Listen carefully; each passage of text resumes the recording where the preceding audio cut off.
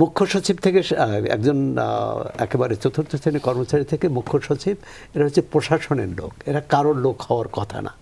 আমরা বানিয়েছি এত বছর যে সংস্কারের যে কার্যক্রম, এই ৭০ অনুচ্ছেদ যদি এটি আগে শুরু হতো তাহলে এই রাষ্ট্রপতি নির্বাচনই ভিন্ন রকম হতে পারতো। এখন কেবলমাত্র আনুষ্ঠানিকতা হতে যাচ্ছে নির্বাচন। এই এটি সহই আসলে অন্যান্য আরও যে বিষয়গুলো রয়েছে, সরকারের প্রায় যেহেতু 10% সময় গেছে, এটি শুরু করতে আপনি কোনো বাধা দেখছেন কিনা, বা আন্তরিকতায় কোনো ঘাটতি? বাধা তো আছে, বাধা হচ্ছে মানসিকতা। আচ্ছা, আমরা কিভাবে চাই, আমি এর আগেও বলেছি, যদি আজকে বিএনপি এই নির্বাচনে বিএনপি ক্ষমতায় না আসতো, জামাত এবং এনসিপি আসতো, তাহলে হয়তো আজকে বিএনপি যে সব যুক্তি দিচ্ছে, জামাত এনসিপি একই যুক্তি দিত।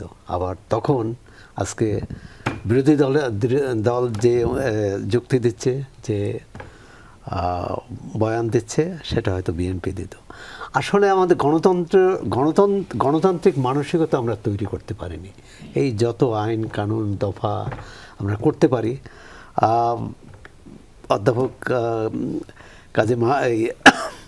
কাজী মাহবুবুর রহমান যা বললেন, তাতে কিন্তু এটা হলো ব্রিটিশ কী বলে, যুক্তরাষ্ট্রে করে, যে দল ক্ষমতায় আসে তারা তাদের মতো লোক। কিন্তু আমাদের এখানে ওয়েস্টমিনিস্টার, আমরা যে ব্রিটিশ পদ্ধতি করি, সেখানে একজন মুখ্য সচিব থেকে একজন একেবারে চতুর্থ শ্রেণীর কর্মচারী থেকে মুখ্য সচিব, এরা হচ্ছে প্রশাসনের লোক, এরা কারোর লোক হওয়ার কথা না। আমরা বানিয়েছি এত বছর। আমরা এই যে বিশেষ করে যদি বলি, এটা বিশেষ করে 91 পরেই স্বৈরাচারী এরশাদের পতনের পর রাজনৈতিক দলগুলো, কারণ তার আগে তো রাজনীতি ছিল না, এরশাদ সাহেবের কোনো দল ছিল না, কিছু লোক এনে দল বানিয়েছে, কিন্তু এটা করতেন প্রশাসনই। 91 সালের পর এসে দেখা গেলো যে আমাদের প্রশাসন করতে হবে।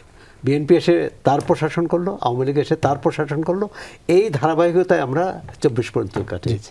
এখন আমরা ওই ধারাবাহিকতায় থাকবো না, নতুন করে যাত্রা শুরু করব।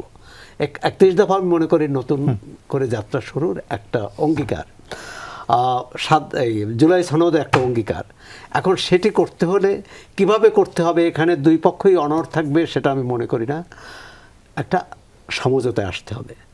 জুলাই সনদ নিয়ে যে সমস্যাটা হলো, বিএনপি বলছে আমি জুলাই সনদে যেসব ব্যাপারে আমি দ্বিমত করেছি, এই দ্বিমতের পক্ষে আমি জনগণের রায় পেয়েছি, সুতরাং এটা আমি মানব কেন।